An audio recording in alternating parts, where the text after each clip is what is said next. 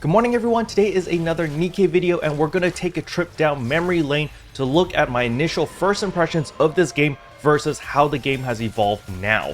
And I'm happy to say that this game has exceeded all of my expectations. When I initially saw this game, I saw the art style and I immediately recognized it as Kim Hyung-tae's art style. He is a legendary artist, all of his art is absolutely fantastic. So that was the main draw. I saw the art style, I saw the animations, I was like, I'm sold, 100% sold just on that alone.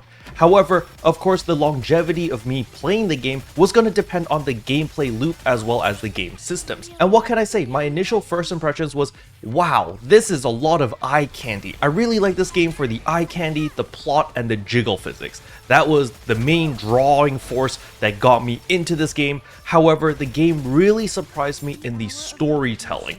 I don't know who the writers are for NIKKE, but they are doing a fantastic job. First of all, the campaign itself does surprise us a little bit with the introduction. You just start off with like killing people and you're just kind of like, oh my goodness, this is a very dark world. Even though you've got all of these beautiful NIKKEs or waifus just running around and you're the commander and you're building your harem, but the actual story of NIKKE itself is actually incredibly dark, which is really interesting for me. Personally, I like it. However, the script writers as well as the voice actors and actresses do a fantastic job to add comedy into this dark storyline where, you know, people are dying left and right, humanity's at its last legs, and, you know, these raptors are destroying the world, and, you know, it's a very bleak future.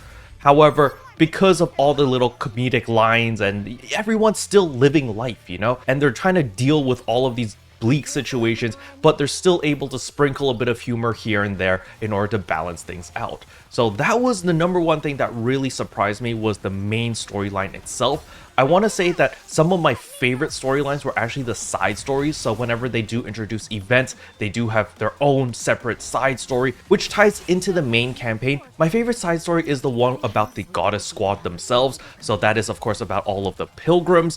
That is by far my favorite story because, you know, Scarlet is my waifu. She is best girl for me. So I'm always excited to just get more background information about Scarlet and about her squad, or the Goddess Squad.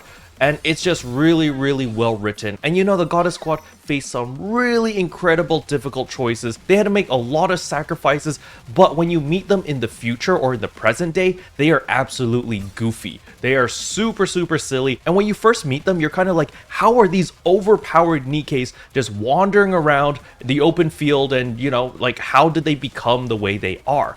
And they start off with like super serious characters, and then in order to deal with all of these really harsh situations, they just had to use humor in order to alleviate a lot of the stress and a lot of this pressure. And it's just really, really smart character building, and I really love that about this game.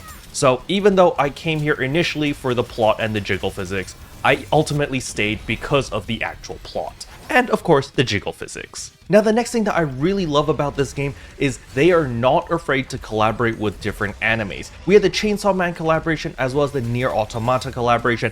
These are really, really good ones, especially the Nier Automata. Like, oh my god, they went all out on the art style on 2B as well as A2. It's absolutely beautiful.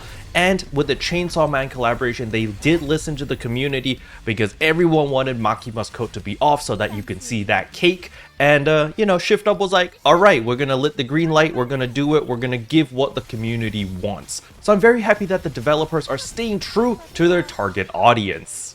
And last but not least is of course the dating simulator part of this game, because of course you are building your harem with all of these beautiful waifus, so there has to be some dating aspect to it. And I feel like the game does a very good job in tying in character development with the whole dating simulation type of thing. So even though the player's intention is to try to woo a specific NIKKE, but in reality, you're learning a lot more about the NIKKE, and you're getting a lot more background information on why they act a certain way. So every single NIKKE in this game has a specific quirk or a specific stereotype, and they act a specific way because of a very particular reason, and you find out about these reasons and why they become the way they are throughout the whole dating simulation thing, and reading their back lore and their backstory and stuff like that. And I feel like this is a very smart way to encourage people to actually actually read about other Nikke's backstories and find out about stuff. And the best part is a lot of it is actually voice acted. I want to say like 80% of the stuff is actually voice acted,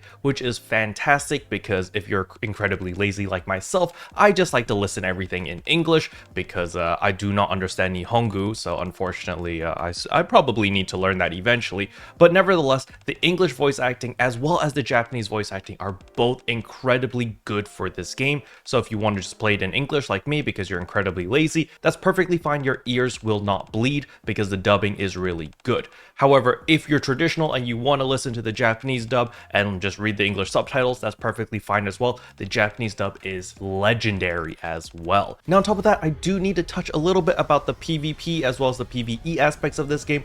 I want to say this game is probably like 80% PvE and 20% PvP. You can go really hard on the PvP if you want because you do get rewarded a lot of premium currency by doing that. However, the majority of players are probably just going to be playing this game fairly casually, and so you know, you don't have to try incredibly hard to do very well in PvP if you don't care about it that much. Especially on my server, I play on the global server, and yeah, I play super casually, fully free to play, and I'm still able to maintain a relatively high rank without trying too hard. Special thanks to all the members for supporting the channel. It really means a lot to me. Thank you again. But yeah, that's all I wanted to talk about in today's video. Hopefully you guys found it entertaining. If you did, I would appreciate a like and a subscribe, and I'll see you guys in tomorrow's video. Bye.